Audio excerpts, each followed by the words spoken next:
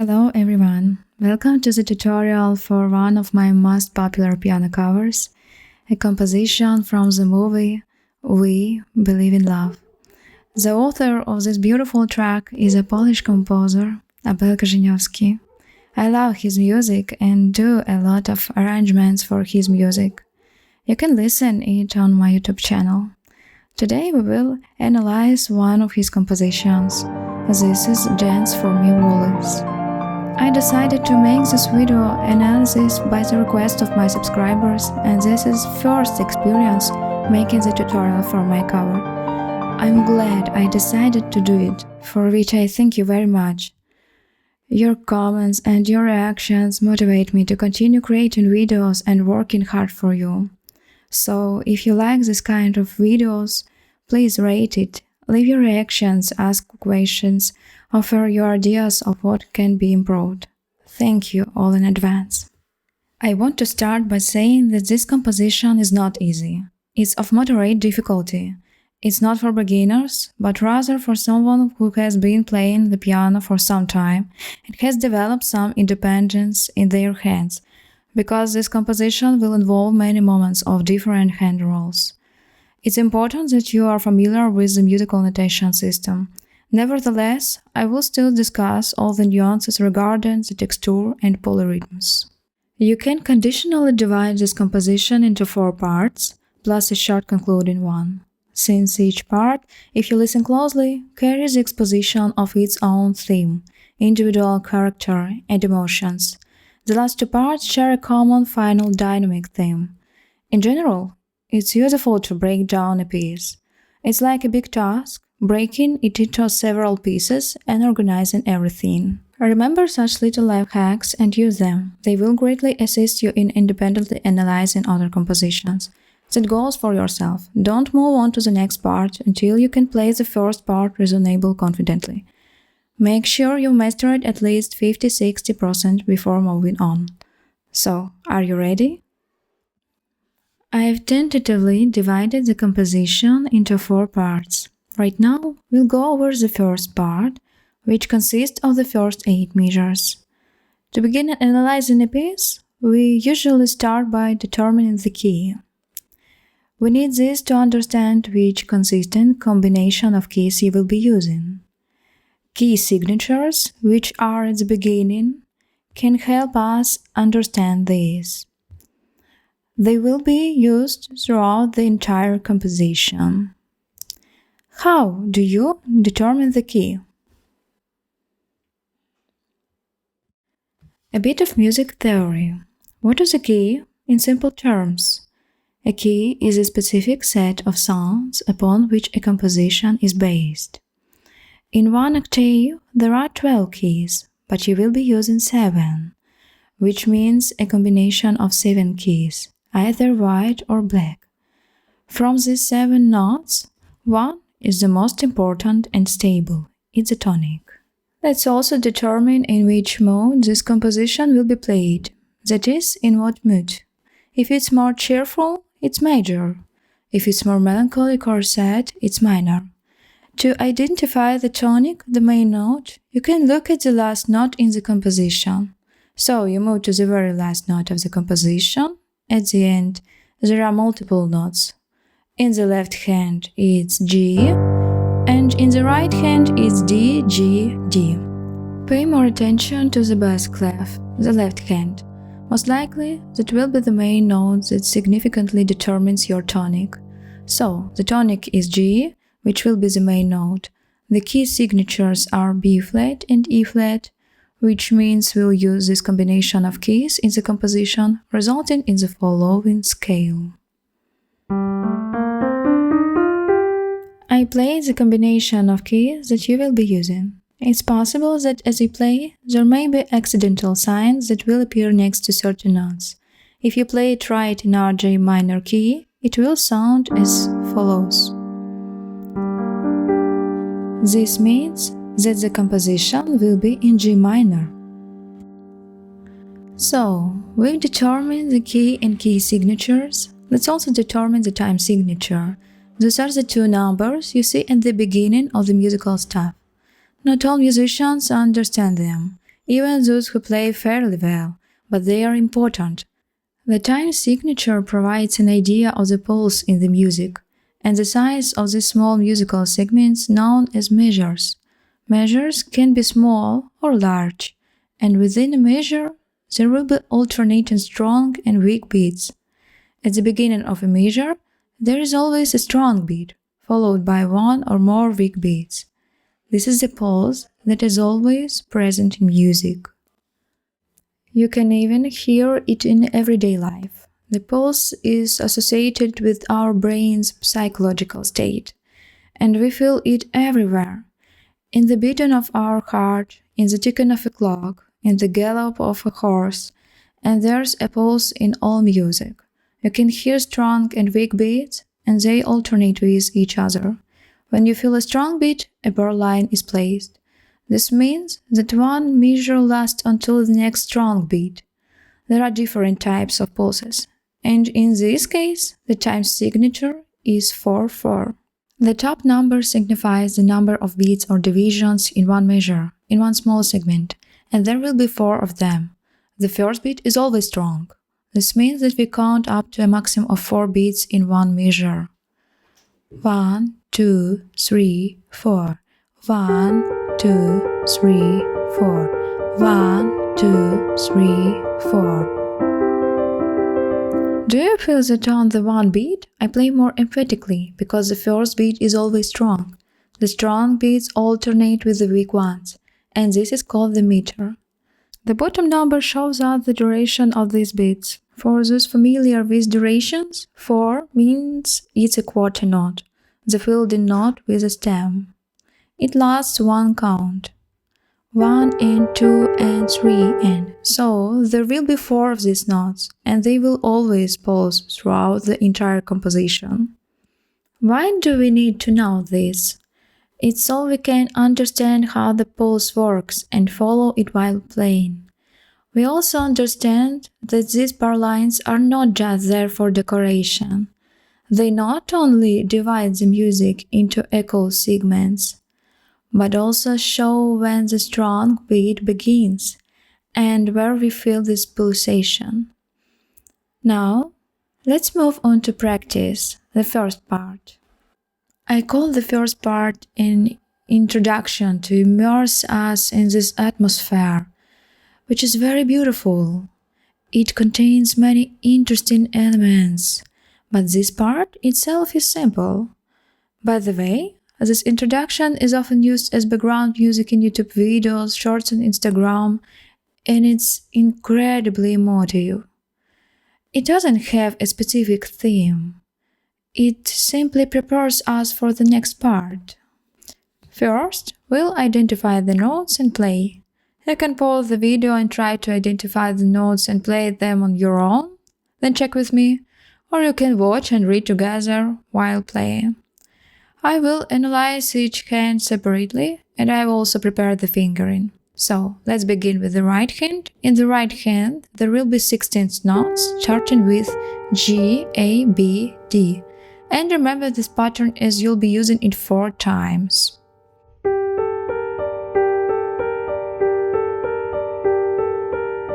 G, A, B, D with the first, second, third, and fifth fingers. In the next measure, move your first finger down to F, and everything else remains the same. F, A, B, D, F, A, B, D. And you play this 4 times as well. You may even feel that these 4 groups of notes are played the same way, just as there are 4 beats in this measure, as I mentioned. 1 and 2 and 3 and 4 and move 1 and 2 and 3 and 4 and. Next, the third measure. Once again, you shift your first finger down as if it wants to go lower, constantly being pulled down.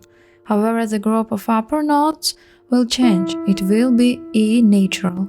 Please note that the flat sign is cancelled. That's the key signature that should be used. You play E natural throughout one measure. E, G, fourth and fifth fingers, C, D. A very convenient fingering. And once again, all of this is played 4 times. 1, 2, 3, 4, played. The fourth measure. Once again, we pull the first finger down to E flat, and everything else remains the same. The upper part stays in place. E flat, G, C, D, as it should be played. C, D, E, G, C, D, E, G, C, D. Let's play all of this together. We have 4 measures, and they are very similar to each other, with the only difference being the movement of the first finger, and in the first and third measures, the upper group of notes changes. G, A, B, D, G, A, B, D, 3, 4, shift, F, A, B, D, F, A, B, D, 3, 4, shift again, please note E flat, E, G, C, D, and the fourth time, E flat, with the upper notes unchanged. The movement happens from the wrist, with very soft and relaxed fingers. Now take a close look for the 5th, 6th, 7th, and 8th measures. I have a question for you. Does the notation change here or not? Yes, it's entirely the same. It doesn't change at all. So everything you played in the beginning, the first 4 measures, you play in the next 4 measures exactly the same way. 1, 2, 3, 4.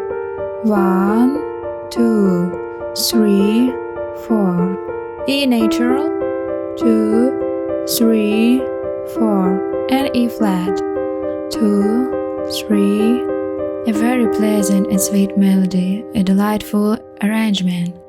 Do you feel the descending progression in the lower notes, starting with G, then going lower to F, as if there is note of hope in E natural, and E flat is signifying the fading of hope. In other words, E natural is bright, while E flat is melancholic.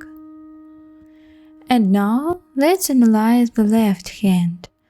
In the left hand, the first 2 measures are rests, meaning the left hand doesn't play while the right hand does.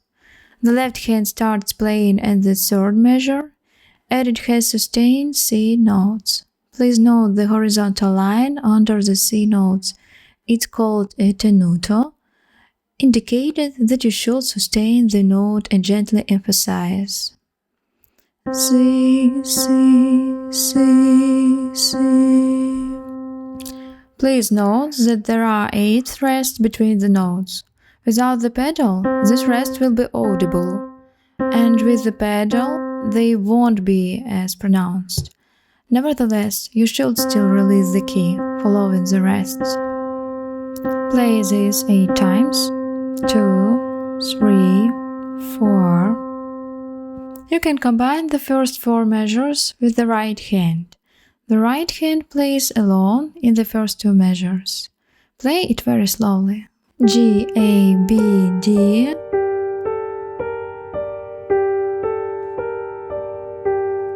Shift the first finger down. Play 4 times the same way. The left hand is prepared. It will play a single C note. You start together, vertically, meaning if you see one note above the other, you play together.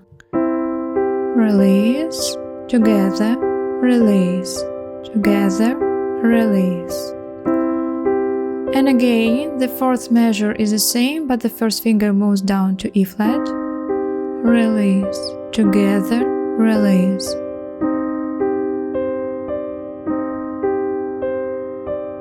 Great! Let's continue. In the left hand, the 5th measure has a 2-voice texture. How can you identify this? The upper notes, with stems pointing upwards, are 8th notes and are counted as 1 and 2 and. The lower note, which is not filled in, is a whole note and lasts for the entire measure. 1 and 2 and 3 and 4 and.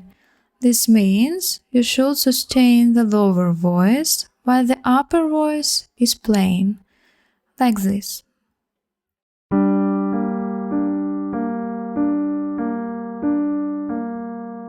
Here at the bottom we have G, and at the top there are D and B.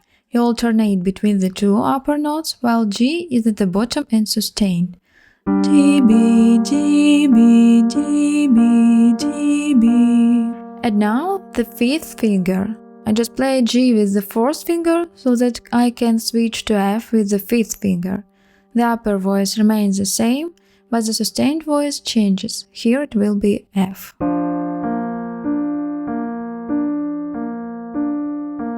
It's actually a great exercise to understand how our fingers should work, and they work entirely differently in this situation. Here, the bottom voice is sustained, while in the upper part you alternate between the notes. 1 and 2 and 3 and 4 and 1 and 2 and 3 and 4 and... Try to play everything legato, to play the notes connected, not separately.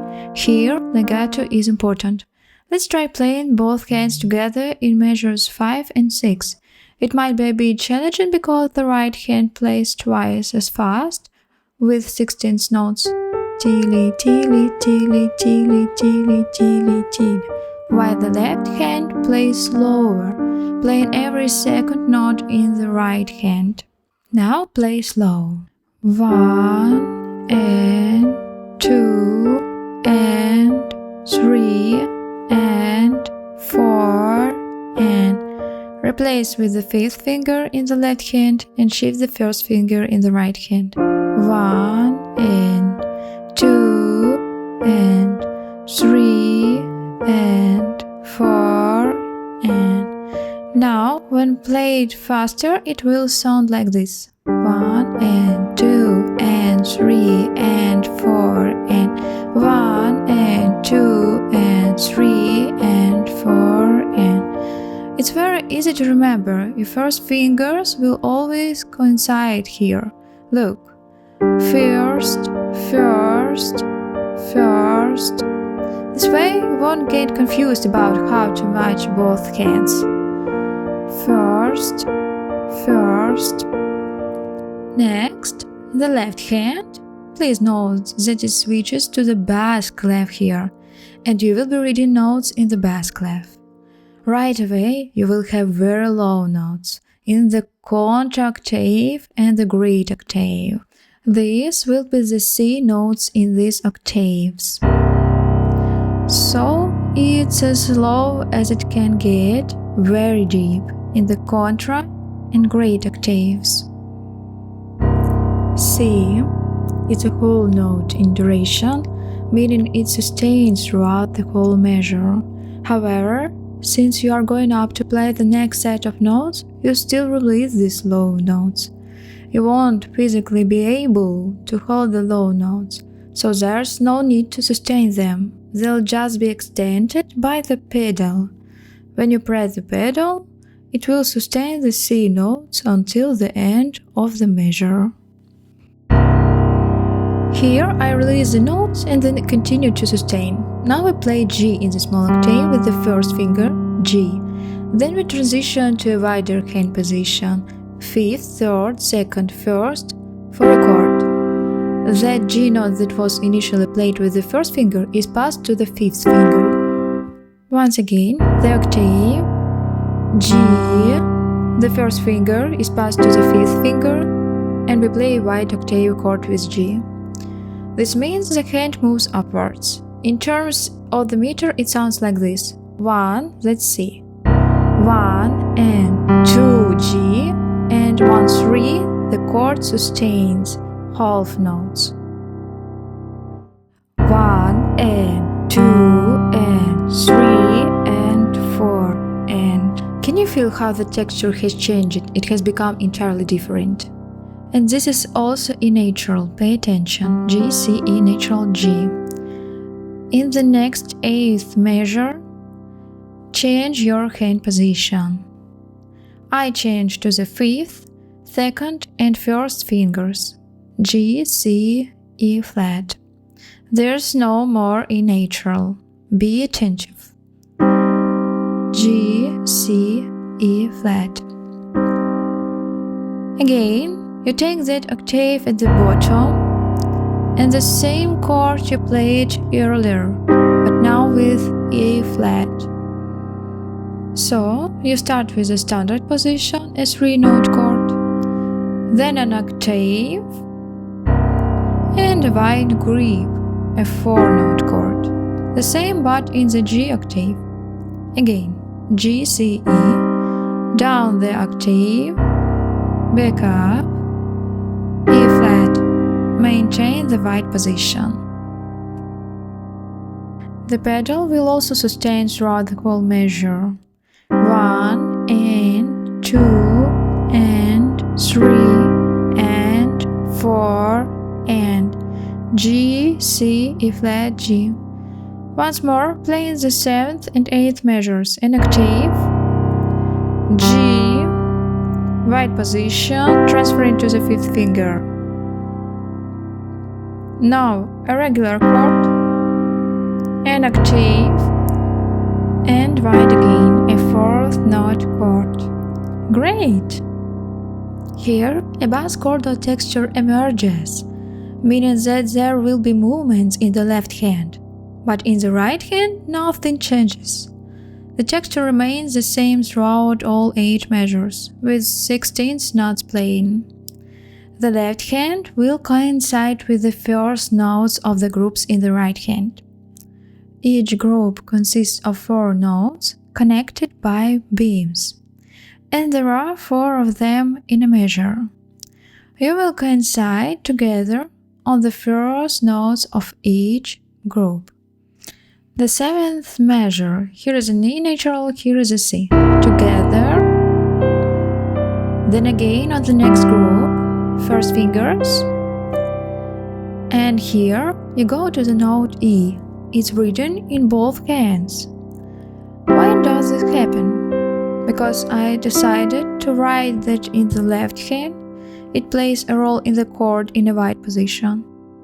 The texture of the right hand play doesn't change, so essentially they both affect the same note. Therefore, you can decide which hand you will play with, but mostly orient yourself towards right hand, because note E is used regularly in the right hand, while the left hand plays it only once. And then immediately release the chords in the left hand so that the right hand can finish playing its notes, especially the G, because you can see that the left hand takes the G with its chord, and you should make sure it plays and immediately releases it, allowing the right hand to play it. In the 8th measure, the hands will coincide again on the first note of the group. Once again, the note E flat is in both the left and right hands, so here you can play more with the right hand, and the left hand can simply follow the right hand. Once again, the note of the first group is C together, octave, and once again wide chord position together, G, C. And again, release the notes in the left hand. I didn't release them and I couldn't play the note G. Let's play measures 7 and 8 again very slowly at the same tempo. The octave begins, E natural. Are you ready? E, G, C, D together the first. G, C, D together the chord. G, C, D. Let go of here to allow the right hand to continue playing. And again, you need to change the position to E flat, that is, we go down E flat. Together an octave, the right hand finish, and a wide chord position. Play all 16th notes with your right hand. Counting in meter pulsation. 1 and 2 and 3 and 4. And 1 and 2 and 3 and 4 and. That's how it comes together, meaning the left hand will be more active, so it needs some work. The legato will be in the right hand, which will connect everything and stay in one place. Right now, I'm playing the piece fully from the first to the eighth measures with both hands. You can practice each hand separately to get a good feel for it. You can rewind the video and play along with me again to learn both hands well. Additionally, you can play the right hand along with my left hand, or vice versa. Now I will play both hands together at a moderate tempo. 1 and 2 and 3 and 4 and pay attention, my left hand is on my knee, but it's already getting ready to play, lifting it up. 1 and 2 and 3. It's not difficult here. 1 and a set E flat appears. 3 and 4. Moving on, fourth finger. And 2 and 3 and 4. Polyphony. 1 and 2 and 3 and 4. The left hand goes down. 1 and 2, a chord. 3. Release the keys to be played by the right hand. A chord, an octave, and again a white chord. So we'll play the entire first part with both hands. Be sure to practice. If you're not confident with playing both hands right away, continue to play each hand separately while following my performance. Now we'll pick up the pace a bit. Let's go.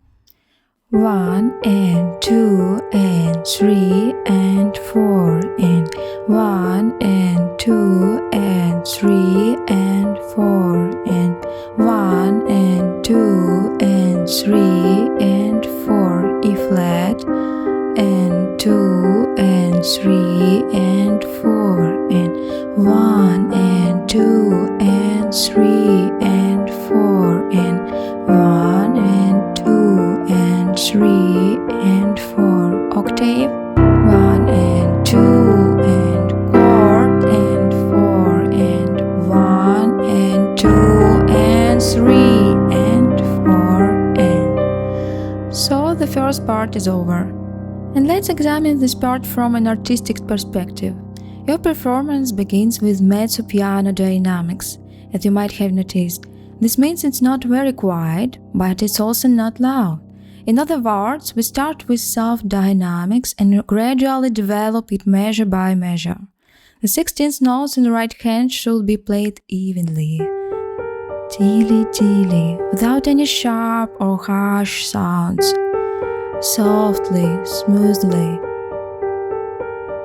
with consistent execution. Moving forward, the left hand joins in, creating a bright major harmony. It feels like hope, like a light at the end of the tunnel, but then a flat clouds it. The theme develops here as the musical texture expands, and there's further development. You might have noticed a hairpin here. This indicates a crescendo, meaning an increase in dynamics, and the octave amplifies this effect. So here you can give it more power and create the dynamics and add more tension, as if something is preparing us for what's coming next. And now, moving on to the second part, it's like a transition to it. And a quick note about the pedal. If you're still unsure about playing, it's okay not to use the pedal for now. It will mainly change at the beginning of each measure of the strong beats. I'm using a delayed pedal technique. If you can use the pedal right away, that's great. Play with the pedal. But if you're struggling or playing unsteadily, then leave the pedal out for now. When you become more confident and play smoothly, you can start adding the pedal back in.